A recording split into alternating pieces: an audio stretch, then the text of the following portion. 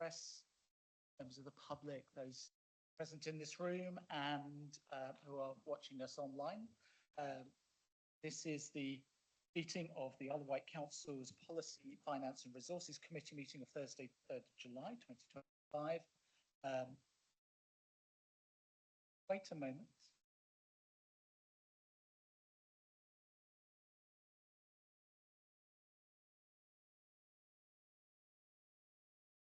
Okay, I'll try that now. So because the chair has given his apologies, as the vice chair, I'll be chairing this meeting today. So be gentle with me. Some of you have seen me chair before. Hopefully I'm fair on the whole. And for the purpose of the recording, because there is a recording of this, my name is Andrew Garrett, Councillor Andrew Garrett. Before we move to the formal agenda, just to remind you of the fire procedure. There are no planned fire drills during this meeting, so if you hear the fire alarm sound, please treat it as a real emergency. Evacuate the building via the nearest safe escape route, which is via the stairs to our left as we leave either the council chamber or the public gallery.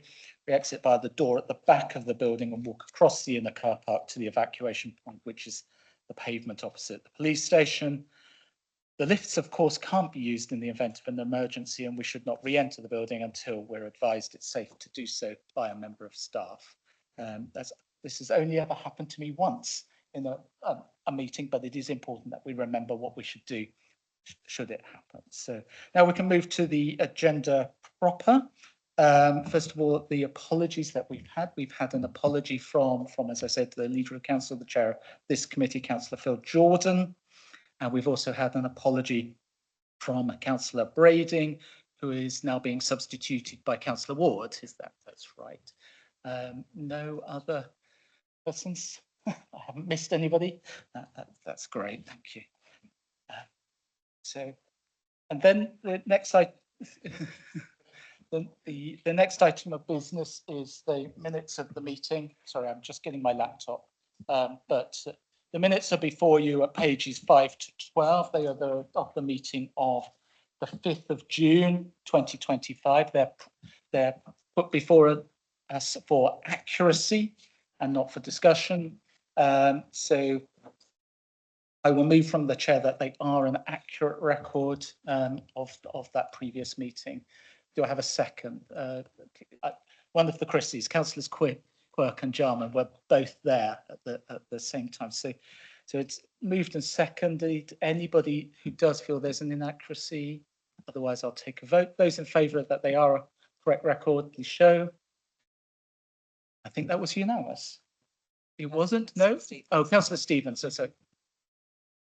Oh, right. I missed your absence, your hand. So those abstaining, Councillor Stevens, and therefore otherwise there are none against. So those are passed as an accurate, correct record of the last meeting. I'll just initial and sign.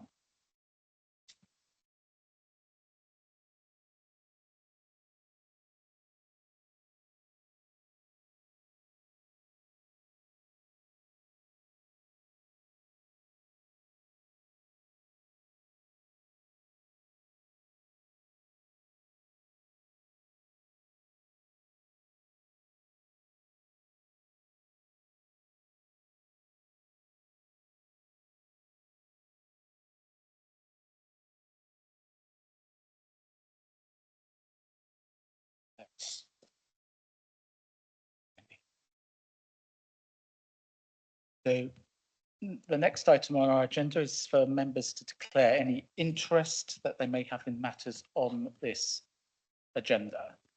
Colleagues, anything that you wish to declare? If not, then we can move to item 4, which is the public question time. We have had submitted one public question. It's the questioner in the gallery. Is that Mr. Richards? Mr. Richards, would you like to ask your question as put before us?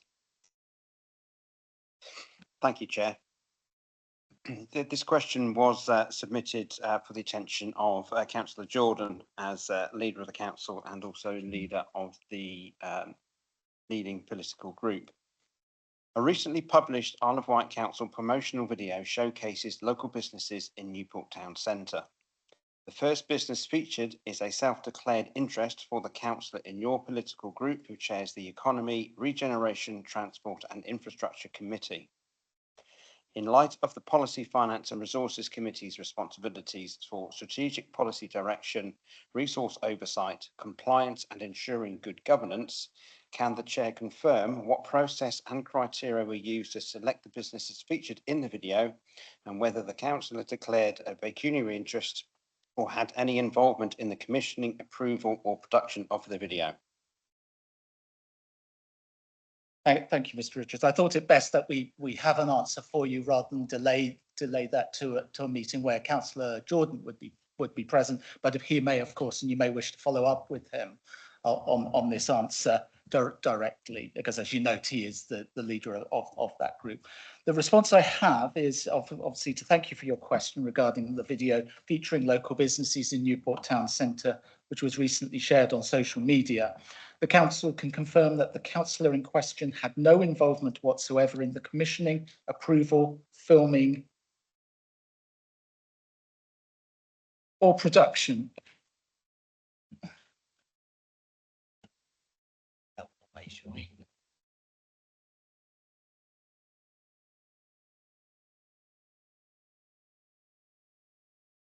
I do apologise for this, Mr. Richards, but yeah.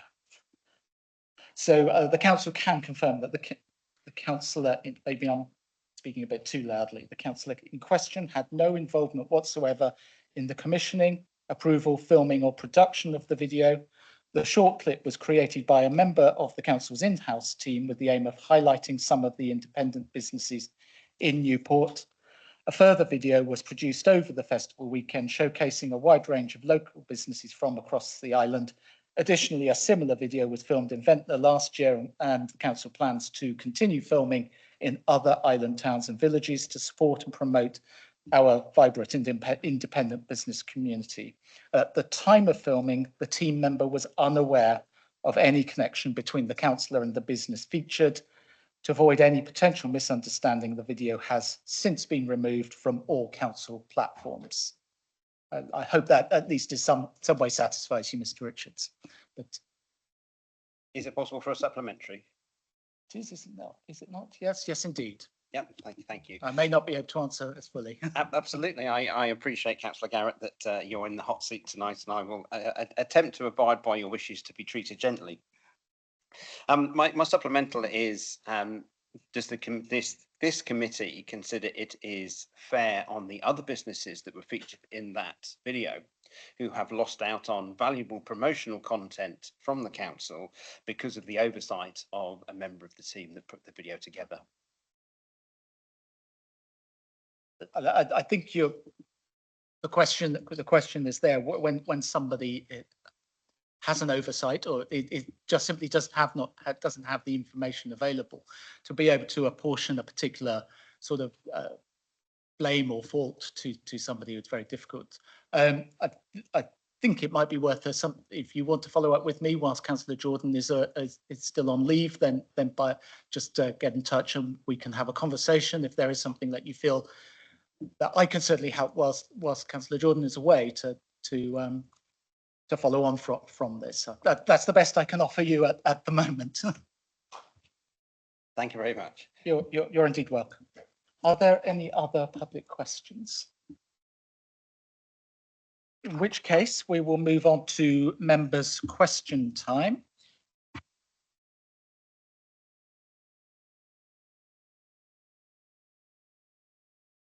I have two questions. I will take them in the order of the pile I've got here, or pile of two. So there is a question from Councillor Christiana. Thank you very much for that. The question is, what is the dispensation of all individual amounts paid from the 6.3 million with details of the ring-fenced accounts containing the balance? Specifically, the question relates to individual amounts from the 6.3 and the amount which is remaining. In the written answer I've got in front of me, it doesn't give that, but perhaps there's further information which somebody's going to say. So I I think noticed the the first thing I question. should do is respond to the response that I have been Okay. given. I thank you also for. I'm sorry, Chair, I gather there's a table on the back which I've not yet seen. Mhm. Yes, there is indeed. But I'll give you the response on the front side. First of all, just to thank you for an interest in a matter in my ward. My ward has been in the news somewhat, as you know, but has had an effect upon many other wards across the island as well. So the answer here is that following the transfer of ownership to the council, funding was received from the Ministry of Justice to facilitate the repair and ongoing maintenance of roads and some public land across Parkhurst, Camp Hill and the Albany estates. This funding included some works to Haskell Road and Clissold Road that remain within the control and ownership of the MOJ, the Ministry of Justice. Since the point of land transfer, the council has been undertaking regular safety inspections of those elements of the road network for which it is responsible and carrying out reactive safety works as and when deemed necessary. At the same time, the council has been evaluating the condition of the road network and underlying drainage systems with the intention of moving forward with the delivery of improvement works. It should be noted that the works will not allow for the full reconstruction of the roads and adoption onto the PFI highway network, as insufficient funding was transferred by MOJ to facilitate this level of investment. However, the funding will seek to effectively manage any ongoing safety and maintenance issues. There have been difficulties in recruiting a suitable and experienced project manager to support the delivery of this work. Once a highways project manager has been appointed in the next few months and a contractor has been engaged to carry out the works, extensive engagement will be carried out with the residents in those roads affected before the works commence. And that has been pointed out. There is a table on the reverse side of this written question. For those who may be listening online or otherwise listen back to the recording, the answers to these questions are published onto the council's website, so that table itself would be available. I would add, as the ward councillor, I meet monthly with the project board that's having oversight on them. They get quite a lot of pressure from me to move forward on this. I would remark that one of the great achievements of being able to take these roads into our control was to provide street lighting across all of the estates, including those roads which are actually in private ownership and not owned by the council. And I know that was the number one priority of the residents that I represented, to increase the safety and security of themselves using those estates, particularly in the winter nights. But it has been frustratingly slow. But you have to recognise also that there was something like 30 years of neglect by first the Home Office and then the Ministry of Justice in ever looking after those estates. And so, whilst it has taken a long time, I am confident that when we're seeing the end of the process of being able to actually get a contractor in place and deliver works literally on the ground and potentially underneath. Helpful, Councillor Sham. Yes, thank you very much for that, and all the added value of the answer indeed. Well, indeed, if you'd like a conversation about that, I'm very happy to. So just a supplementary one. My understanding was that the grant was a capital grant. Is that your understanding of it as well? Because many of the issues which are on there being in terms of the expenditure appear to be more revenue based. That would be largely my understanding, and that there are revenue implications for the ongoing maintenance of the roads and indeed the street lighting as well. But rather than rely on me, is there enough a colleague who can respond directly on that? Otherwise, we'll make sure you get a complete answer on that. Mr. Downer. Yeah, I can confirm the grants used both for revenue and capital, and within that information, it's got revenue and capital expenditure. We're both informed. Turn myself off. The second question I had was submitted by Councillor Brodie under the urgent question provisions of our new constitution. I was asked in the place of Councillor Jordan whether it met the constitution in that regard. I responded that it was both within the terms of reference of this committee to respond, and that because it related to a time-bound initiative, a consultation, that it certainly met the timeliness, the urgency requirements. So I'm very happy to to say that Councillor Brodie's question is in order, and I'm sure he is too. Councillor Brodie, would you like to put your question? Well, thank you, Vice Chair. And can I firstly say I'm going to keep this short so that we don't need to read out my question or the response that's been provided. Can I stress that it's not my intention as a member of this committee to spend my time interrogating the leader or yourself about things. I consider myself as a member of a collective of members of this important member committee of the Isle of Wight Council. The reason I submit this question is about an issue that's very, very important to the island and its future in terms of potential local government reorganisation and a so-called community engagement survey that came out on Monday. I found it deeply unsatisfactory. I know that you've had reservations yourself in private correspondence between us. I submit the question. I've got a response here. It's not entirely 100% what I want to read, but it's a response. Can I stress that in future, now that you've both been elected leader and deputy, I appreciate you probably weren't aware of this when you made holiday arrangements, that one of you is always here during the next period leading up until May next year, so that at least one of you will respond to inquiries from any member of the council.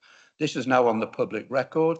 I trust that a copy has been provided to Mr. Pickles, who is the only member of the media who has had the decency to turn up to this meeting of this committee, and I applaud him for that. Can you make sure he has a copy of that so that he can report on it if he so wishes? And that's all I want to say. Thank you, Chair.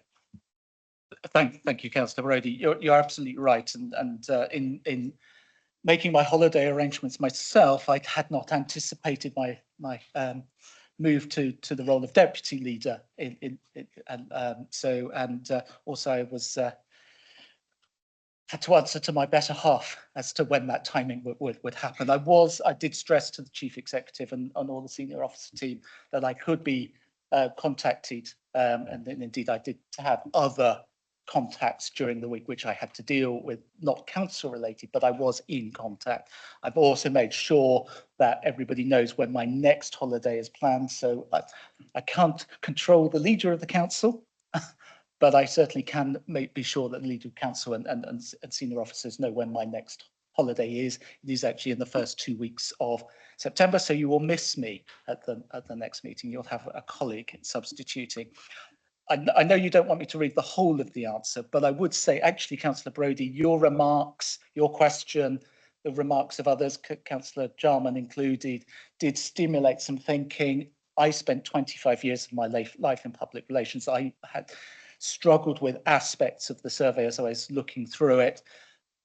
Mr. Neville in our communication team has taken those forward through to the agency. The agency is making changes. I certainly will be spending the weekend looking through for some other changes because it's doable, but there are better ways of doing these things. The other thing I would stress, and Mr. Pickles might want to pick up on this as a member of the press, is there are other methods of engaging with this survey, and certainly commitment has been given to making sure that all communications out of the council at least highlight the fact that people do that survey on paper, perhaps by email, just emailing in free text thoughts, or indeed engaging in a telephone interview. But I think what you raised was very, very, very important. I'm sorry I wasn't able to pick up on your email as timely as I would have liked.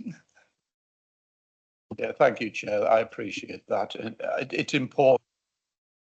Proper engagement from people regarding this issue. Figures are quoted there, which I think are laughable, to be frank, given that nearly a week into it.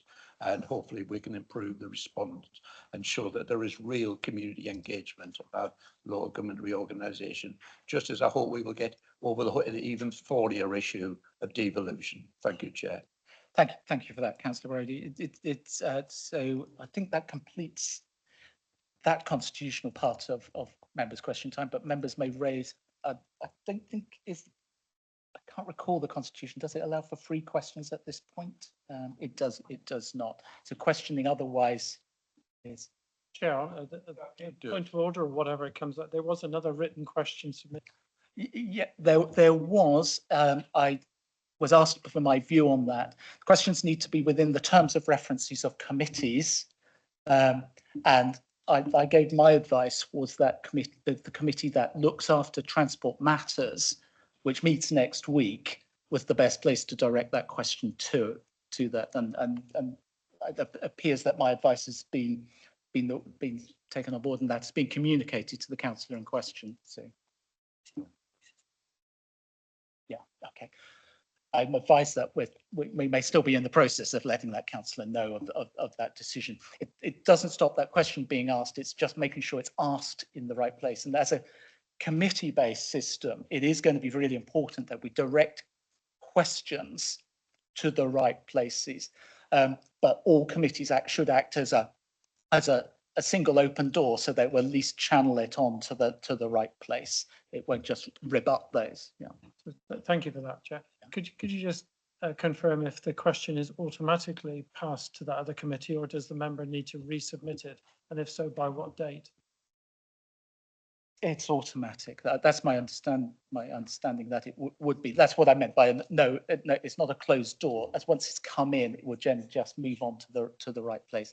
But any councillor who is uncertain might want to just resubmit it anyway, just to make sure it's on there. But I have reassurance from my council officer colleagues to my right that it's in there.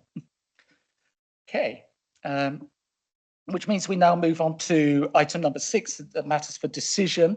I'm going to slightly rehearse some remarks that I heard Councillor Mosdale do when she led her first committee. Just to remind us all, we're now decision makers, really and truly decision makers. Our votes count. The questions that we ask, the advice that we hear must be taken very, very seriously.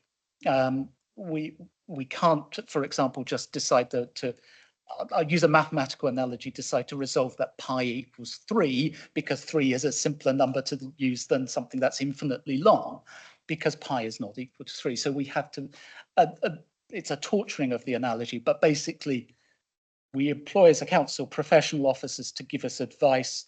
Our reports go through due diligence and all of those sorts of things. So we need to be making sure that we can defend any decision based upon the advice and the evidence before us, obviously, and our own expertise and abilities. So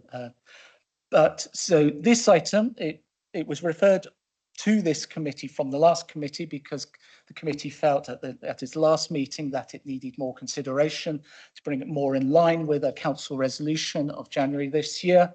I know that the suggestion from this committee that the officers engage with the lead members on that motion, I think that was largely took place, and I think it was very positive. I think I saw an email that kind of recorded that from yourself, Councillor Jarman, that there had been a positive meeting on the whole. Yes, I can confirm that, Chair. Thank you. It's been a very active engagement process right up to the last minute, and I suspect it will continue into the Yes, indeed. I think what we all want to do out of this meeting and our discussion is make sure that we can refer on to full council a policy that is adoptable, so that we can have something in place and fulfil that obligation to ourselves of our January resolution. I don't think we would want to be finding ourselves deferring it into the September meeting, for example, and go back through things. That does mean we might have to accept that perfection should not be the enemy of cracking on with things. Before I open it for questions, I'm going to invite, I believe, Claire Shand, you are going to present this from the officers, because it is an officer report to us. Thank you, Chair, and good evening, councillors. I think you've probably stolen my thunder, really, Chair, in the sense that it was very clearly resolved from the meeting of this last committee that officers were asked to go away and review the draft policy that came forward before the committee, and that's been undertaken in conjunction with the relevant councillors that raised the concerns, and likewise would like to report that was a very constructive process, and what you have before you today is a revised version for you to consider and take forward for as is recommended within the paper. Obviously, we'll happily answer any questions that you may have as part of your discussion and debate on the matter, and over to you. Thank you for that, colleagues. If I can take it in that kind of two bites kind of thing. So questions on the report before us, before we enter then into the debate side of things and any particular resolutions which we might consider. So questions from colleagues on this report.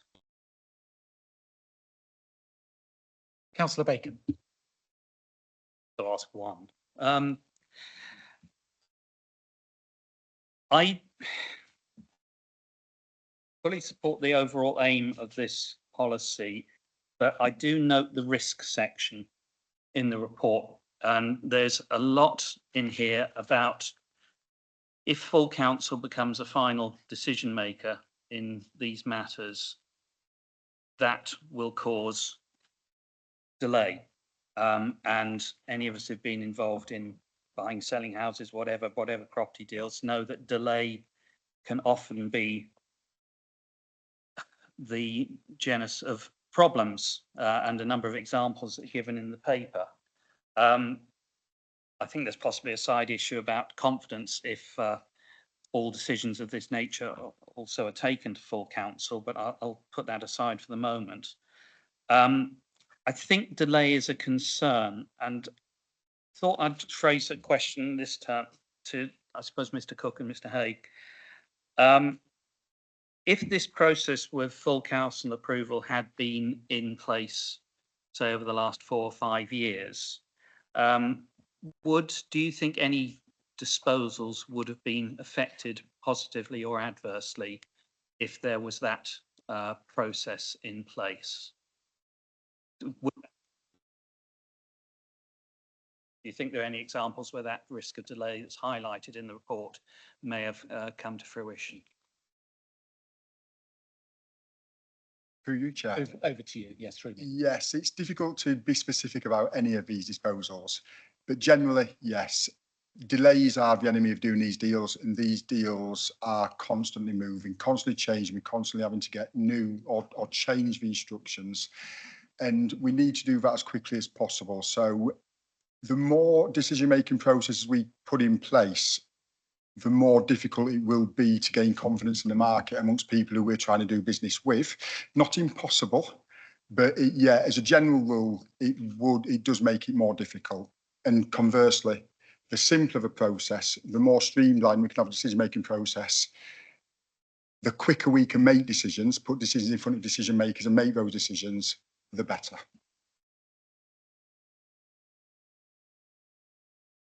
Any further questions from members of the committee first? If they're not, I did check the constitution. There's constitutional provision for Councillor Spink to ask a question. Yes, Councillor Spink. Just following up on Councillor Bacon's question, and if I may be permitted to make a short comment first and then ask my question, and that is this.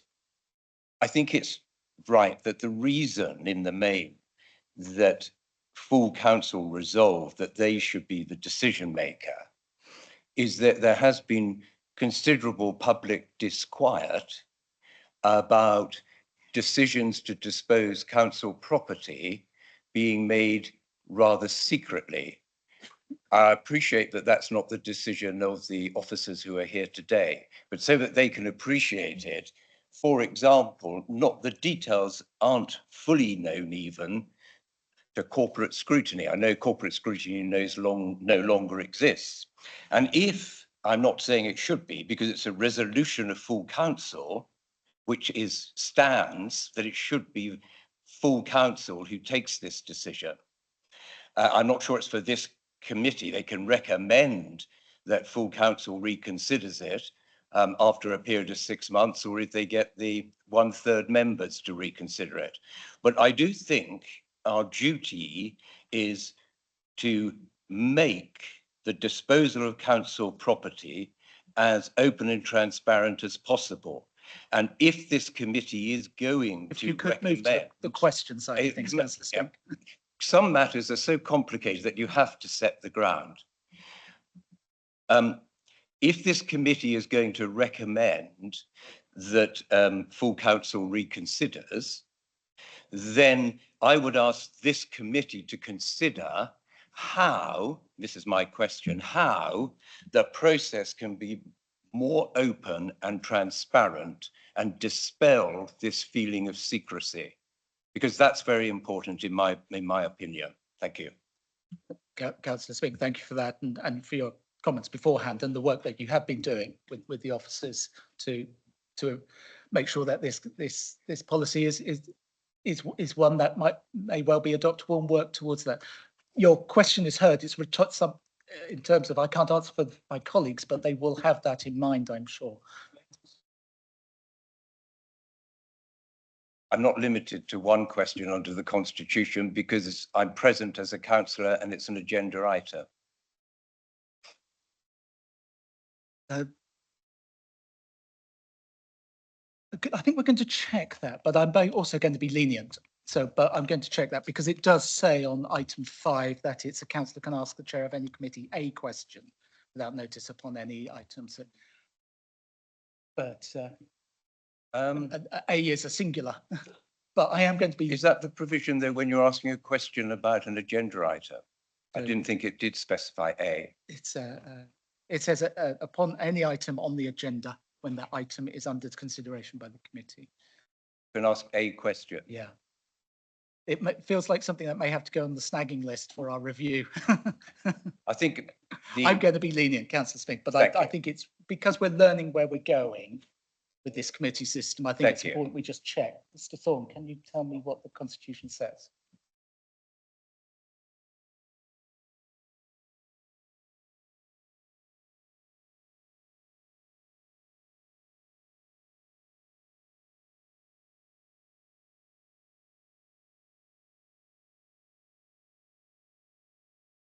Question. Right. Okay, but it's not definitive, so I'm going to go the other direction on that. Councillor Spink, your second question. I'm grateful to you, Chair. My question really is this, and my concern with the current draft, and I will ask a question. My concern with the current draft is on my reading. On my reading, paragraphs 5.1 and 5.2 in particular do not make it clear that where there is to be a disposal of council land, as opposed to a repurposing, the test of whether it's suitable for social housing is not made clear. In other words, it's made clear where it's to be retained by the council for repurposing, but it's not made clear where it's simply for disposal. And my amendments were to try and change that because I believe that was the spirit and indeed the letter of full council's resolution. So if a matter is to be kept by the council and repurposed for social housing, it has to be assessed. That's clear. But under the policy, it does not make it clear that if it's to be disposed of, it has to be assessed. And if you look at the type of schedules that you have, categories of schedules, I don't particularly want to argue it today, but I would ask you to double check that because I'm not a professional land disposal policy drafter, but I am concerned that it doesn't deal properly with this matter. Thank you. I think that a question can be discerned in there. Could the officer respond to Councillor Spink through me on that? Yes, through you, Chair. Yeah, we take all that on board. With regard to confidential and secrecy, we get your point about confidentiality and secrecy. We prefer the word confidentiality because we need to maintain a safe space so that these discussions can be had with developers and purchasers of land. They are commercial arrangements and it's in everybody's interest that for a deal to be done, there needs to be a certain level of confidentiality. I don't like the word secrecy in this term, but we can work on that. There are things that can be done so that the right people who need to know can be made aware of what's going on as those things are going. With regard to section 5.2, I thought we'd got it right in consultation with members over the last few weeks. But we can certainly look at your amendments, given some time. We need to consider how they can be properly incorporated into this section to beef up the section so that the appraisal can be fit for purpose. So that what members want, that can be done.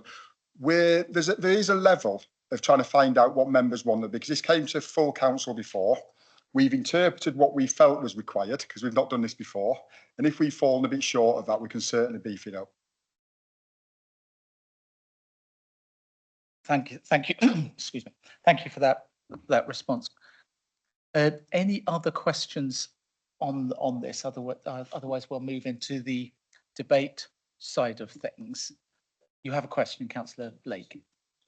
On process, Chair, are we going to pass this as almost a final draft, subject to an amendment coming before it goes to full council again? How is Councillor Spink's amendment going to be worked into what we decided today? At the moment, there is no amendment.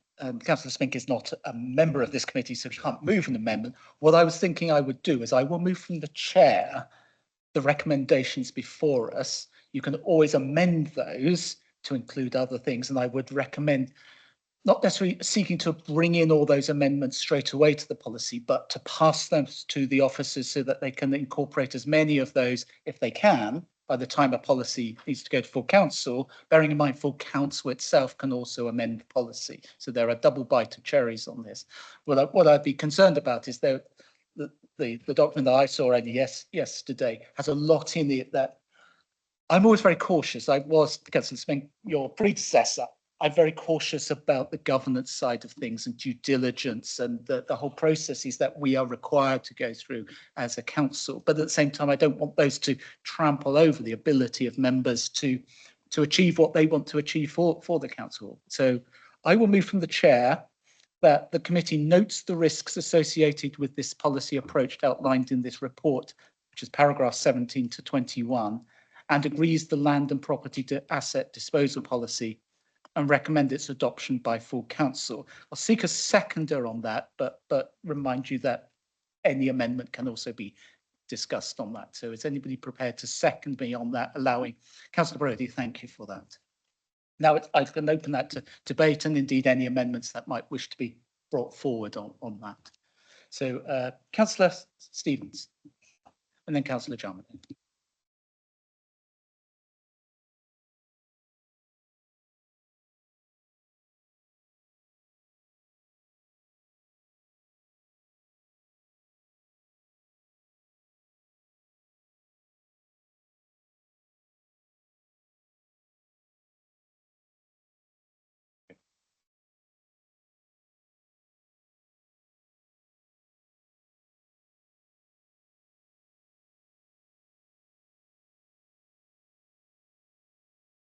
I'm concerned, very concerned with what you've put forward and had seconded. I dare say there'll be a few people outside of the Isle of Wight Council that might be concerned when we're looking at a policy, a new policy under a new committee system, that we're going to know at full council that we are going to amend it. I would have preferred it to have been put back until we've got what we need in there, and if Councillor Spink's got some additions that we can pass them through and get them evaluated, etc., and then brought forward in a complete policy.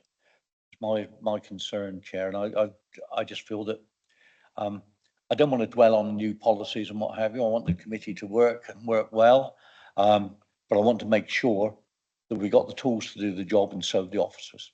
And there's an understanding not only within the council but outside as well.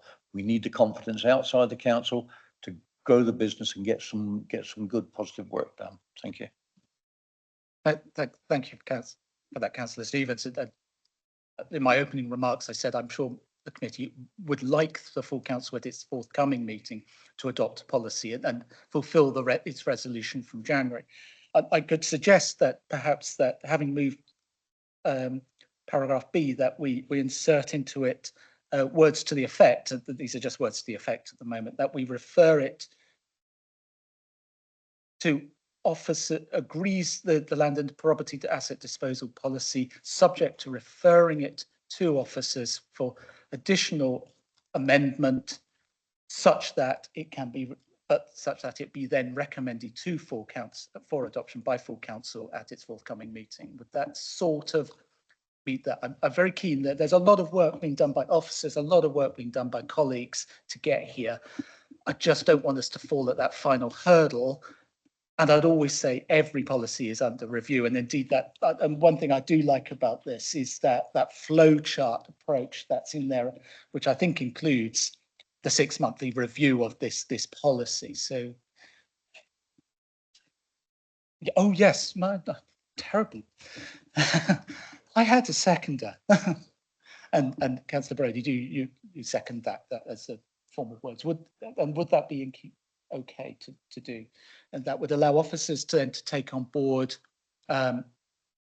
anything that they wish to consider for further amendment, bearing in mind that there is a substantive document out there with that to aim to bring so it can go through the processes and be published in time for full council. Do you have some confidence that you could achieve that? The timescale is incredibly challenging. We will need to consult with procurement department and finance department to make sure this is right. We're mostly concerned about, this is a very important document that the reputation of the council will hinge on. We need to make sure it's right, and it's a bit more than a fine tuning to get the wording of this right so it can be properly incorporated and workable, so that it works in the way that members intend it to work. My concern is around the timing, that I believe a publishing deadline for full council is next Monday or Tuesday. I'm looking at colleagues Tuesday. A lot of people on leave. Being practical about this, that really leaves us with tomorrow. Myself, I'll be on leave for the next 2 weeks. The time scale here is very challenging. Can I ask you though, would you be able to make some progress on that, and bear in mind that there will be other opportunities to further refine this policy? We're not constrained by 6-monthly reviews. We can always bring things forwards if we need to, if we feel. Yeah. Yes, we'll make as much progress as we can tomorrow with as many colleagues as we can bring into that to do what we can. Thank you. Hopefully that's been helpful to you, colleagues. I'm really keen that we just get this over the line, and then I'm always greatly in favour of getting something 90% done. I'm not a great completer finisher otherwise. If I can get it over the line for 90%, then I can tweak after that. And I think corporately, that's what we would want to do and fulfill that obligation to ourselves, which we resolved in January this year. But it's open to you. Councillor Stevens. Oh, no, Councillor Jarman, sorry, you did indicate, and then Councillor Stevens again. Sure. No, I'm obliged to the officers here for their willingness to take on board the very detailed work that Councillor Spink has done on this and put in as many of those amendments as they can by Tuesday of next week. The distinction between the different types of disposal is important, and if there is an opportunity to prioritise on it, then I would direct them to look at those sections if there was a time limit on it, and I'm happy that they're making some notes to that effect. You'll note anyway from the paper it's already been through some, I believe, 8 levels of revision. It does have a clause in it which clearly identifies that it is subject to ongoing review as well. So if there are any aspects from the fine-tuning paper which cannot get in for next Tuesday, I'm sure we will endeavour to look at those as early as possible afterwards and not to wait, as you suggest yourself, for a 6-month review. It is interesting when we look at the assets that we have, which Claire Shand was presented to us, that the matter of an asset embraces a great many things. A land asset, we have footpaths, which clearly are probably in most cases unsuitable for development, and we have pedestrian underpasses, which are probably also unsuitable for housing development. And so there does have to be some rationale within this. And there's always a danger with a policy document that one tries to dot every I and cross every T, when in reality, officers will need to be given some degree of latitude within it to prioritise them. And to that effect, I have actually sent in a first document to talk about the prioritisation of cases. Clearly, we have a very large number of land assets. It would be unreasonable to ask them to do an assessment on all 80 of those within the first month. There does need to be a clear prioritization of which ones are addressed. And also within that assessment protocol, I've suggested that the engagement is with the respective ward councillor from the outset. And that's simply on the basis that ward councillors will know the land assets in their area at least as well as anyone else, I would suggest, or I would hope they would anyway. And involving them from the outset will, I'm sure, assist in considering what that might or might not be capable of. But the goal here is very clear. The goal is to deliver social rent housing. Now, that may have to be augmented with other components in a mixed environment, and that capability is within the paper. But you're right, the key is to get it over the line, allow them as much opportunity as they can to incorporate as many of the fine-tuning measures as possible, and we will look very quickly afterwards to see what else needs to be addressed. But at this stage, it's simply a question of getting on with the job. Thank you, Councillor John. But could I ask you to turn your light? I don't have the chair's one, which overrides things. But thank you. That's very helpful. And colleagues, Councillor Stevens. But if anybody else wishes to speak on this, do indicate whilst Councillor Stevens speaks. I'm still concerned about this, and when it goes back to the officers to be amended, our first sight will probably be when we get it through for full council. Now, quite possibly some of the input may, from councillors and other members, may change the emphasis on certain elements. It might mean a bit of teasing out by the officers to get an understanding so that it fits properly. I don't think it's as easy as to say, can we do it next Monday? I'd love to do it next Monday, but I want to make sure that we get it right, because otherwise we will say, point the finger over there and say, you've got it wrong. Now, that's my problem with this. We need to make sure we get it right. We need to make sure that we understand the implications of things going forward, because no doubt the officers will look at things and have a possible alternative view or a slight change to things, and then we've got to agree it. And this is going to lead to, sorry to drift on about this, but this is what is going to lead within full council, that we end up with tearing things apart a little bit, and we don't really want that. What we want is this committee to work positively, get things done, make sure we get houses built, make sure that we get a good use of our assets, make sure we have good partnerships out there. And the only way we're going to get good partnerships to make sure that we're on a solid base and people have got the confidence to come and work with us, the Isle of Wight Council, to move the agenda forward. And that's my concern. Absolutely, that's recognised by me. And I think the key thing is what I said right at the start is that and I think Councillor Spink himself talked about the fact he's not an expert in these matters. We do have to rely on the expertise of our officers. That's why we employ them.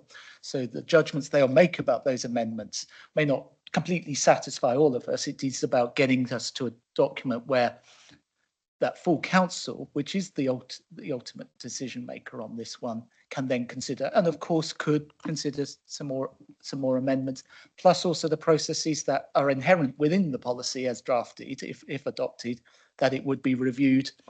Plus also we can change our minds at any time, as long as we do it through the proper processes of our constitution. So anybody else wish to comment on that? Councillor Bacon. Thank you, Chair. I thank you for the amending words, and I do note what you've just said. I'm a bit nervous about trying to achieve all that in one day, though, which is what the officers are being charged with doing. I like Councillor Stevens, I struggle with this. The goal, the social rent housing, absolutely, as I said before, one has to support that. It is what we need. But I'm just not convinced that in what we have before us, that the ability to achieve that has been balanced against commercial reality and developing and supporting confidence in the marketplace such as it is out there. And I fear that particularly through the delays that this will inevitably cause, those things will suffer and the ultimate aim may be severely compromised. So I'm not quite sure which way I'm going to vote on this at the moment. I note your approach, Chair, and I think that is the right approach, but to try and achieve that balance, which I don't think is there at the moment in, as has been said, one day's work, I really wonder if that can be realistically done. Thank you. I think the officers will do what they can. They will bring us paper. There will be a full council discussion. It will be available to be amended if there is a need. Whilst we're focusing upon the policy, the other thing that I have moved and Councillor Brodie has seconded is to note the risks. There are risks in here, and as a former chair of audit and governance, which looked after risk for 4 years, I'm acutely aware of that. And I think one of the things is sometimes you just have to try things out, and if it isn't quite working, change your mind. Was it not John Maynard Keynes who said that when the facts change, he changed his mind? And you can do that corporately as well. But are there any other comments? Councillor Brodie. Chair, I've listened very carefully to this and I will obviously support it, having seconded your proposal. I think the key element for me is that we're talking about something that was democratically agreed by full council nearly 6 months ago. It's been through 8 versions so far. And a great deal of work has been done not only by officers but also by Councillor Spink and Councillor Jarman in recent days, recent weeks. I think to defer this any further would be a major mistake, particularly within the way in which I think you and I both expect this to work, everything to work in terms of this council now, whether it's through the new governance model that we may only have temporarily now, sadly, but in terms of this policy, it can be tinkered with, for want of a better word, at any time. It can be put on our agenda at any time between now and the end of a 6-month review period. It can be tinkered with at any time in the future. I think it's important that when full council takes a decision, something I supported at the time, it wasn't unanimous, but something I supported at the time, after 6 months, it's about time we did something about it. Otherwise, there's no point in making decisions at full council. So I urge every member, including the 2 who have expressed concern because of the risk element, you know, to please set that aside, accept that this is about putting in place something that has been agreed by full council and that can be reviewed. It could be on our agenda in September again, but let's get it in place, because all the time there are things happening in terms of property owned by this council. Thank you, Chair. Thank you for that, Councillor Brodie, and you'll know I will support you both. I agree with you both on those remarks and the principle of how this governance system is meant to work as well. Colleagues, any other comments on that? I think one thing that we might further add, I know I'm adding another amendment, but perhaps to item A, not only that this committee notes the risks, but communicates those risks on to full council. It's kind of in there already, but I think if we do that as a part of a formal resolution, I look to my seconder on that. Have you captured that? We do rely so much on our on our Democratic Services Officer to capture every one of our thoughts. Often mine are muddled. But are we? content to go to a vote on this? So are you happy that you understand the vote that we are taking, that we are noting the risks and will communicate those to the council, that we agree the policy, I'm summarising, agree the policy subject to further amendment by the officers so that they can produce a report for consideration by full council at its meeting of 16th of July 2025. In which case I'll take a vote on that. Those in favour of that, please show. That's 1, 2, 3, 4, 5, 6, 7, 8. All of you. So there can be none against and none abstaining. So thank you for that. That went nice and smoothly. I hope it's kind of a model of how the committee should work. I think the points made were exactly the sorts of points that as decision makers we should be having in mind, and kind of I stressed in my preamble. And can I thank the officers who, because I did ask them to be present properly today, for being present. I thought that was very important rather than just on our screens. And thank them for their work as well in engaging with officers. Councillor Jarman, do you want to before I just wanted to thank officers for their work to date, and I'm sure we'll be speaking to them immediately after this meeting to see what assistance they could be provided with tomorrow and early days. But I'm very pleased we've got past this first hurdle. It has been a long process, and I think it bodes very well for the future. Thank you, Chair. Thank you, Councillor Jarman. That's gracious of you. So we're on to item 7, which is the committee's work plan. This is the work plan of things that we know that we must be doing over the coming months. It is not necessarily the whole work plan. I'd invite colleagues at the moment to suggest things that you think that the leader and myself in the agenda setting side of things should be making sure is on our work plan. I think one of those will be particularly not just that at the next meeting that there's just an update on the budget setting process, but actually it's an update on work that can be done over this summer, July and August, amongst all groups and none, to determine the best framework for setting that budget. And colleagues, some of you know that I've remarked that whilst I had my political differences with the former councillor Stuart Hutchinson, he did set a framework by which he put his budgets together, and I think that could be a very good model for the way in which we approach these things. Bearing in mind we are very, very balanced council, but we are a balanced council which I'm sure all 38 of us at the moment are committed to doing the best for the Isle of Wight, along with our officers. So if anybody wants to offer thoughts at the moment, otherwise communicate those to myself and Councillor Jordan, we'll take those forwards. If Councillor Brodie, thank you. Chair, I think it would be disingenuous not to mention that we met collectively beforehand informally to discuss this item, and we came up with a list of things we wish to be added to the work plan. I won't go into that entire list of etc., but I suggest that you, as the vice chair of this committee, communicate that to officers that it be added to our work plan. It will then become a public document. I mean, obviously, it looked for far more involvement by this committee in budget development and performance in the future. There were issues around about staffing capacity of this council that, you know, we felt, well, I certainly feel, and I know others feel, isn't always understood fully by the public at large, and often by members of this council. Issues around local investment vehicles and such like, but I won't go into the list that I've got in front of me. Yours is probably far more comprehensive because you're better at taking notes than I am. But if you could communicate that, we get them into the work plan, and it can become part of a public agenda and attached to our next formal agenda. Thanks very much, Chair.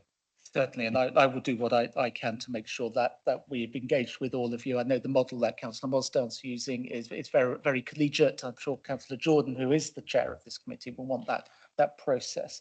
The Chief Executive, do you want to just comment? Thank you, Chair. And it's just, if you haven't already got it on your list that you discussed earlier, I suspect you might have, but we need to add to both the committee work plan and full council work plan an item on devolution. My suggestion would be we put it in for September. We may have to move that depending on information that we need from government to give you something to properly consider. But if we put it on for September, that's the earliest I think we can put it. Yes, indeed, is my answer to that. But certainly our pre-meeting where we're just sort of thinking about the sorts of things as members of this committee, having regard, of course, we are just a committee of the full council. Ultimately, we have to have regard to everybody else who is not here and is not a member of this committee. But Councillor Brady has already set out that not just the budget setting process and how we get to an agreeable budget, but issues, and I've remarked on these before, on the staffing capacity. Chief Executive's already highlighted devolution. Councillor Brady again. If I just briefly come back on that remark, I think it's important to stress, though, that not everything that this committee discusses and decides upon then has to be referred upstairs to full council, because there'll be no point in us meeting, to be frank. You know, committees are decision-making bodies, but there are some things like the budget ultimately, and things where we've agreed, like the policy we've just agreed, that have to go to full council. But there'll be many things that will come to this committee that will be for us to make a decision on. Thank you. Absolutely right to emphasise that point. Otherwise, colleagues, if with your permission, I will close the meeting. I'm just checking to make sure. Are we done on the meeting? Yes, that was item 7. Thank you for making my ride here quite smooth. You were gentle. And I will not see you in September because I have pre-booked a holiday then. But so you will have one of my colleagues instead.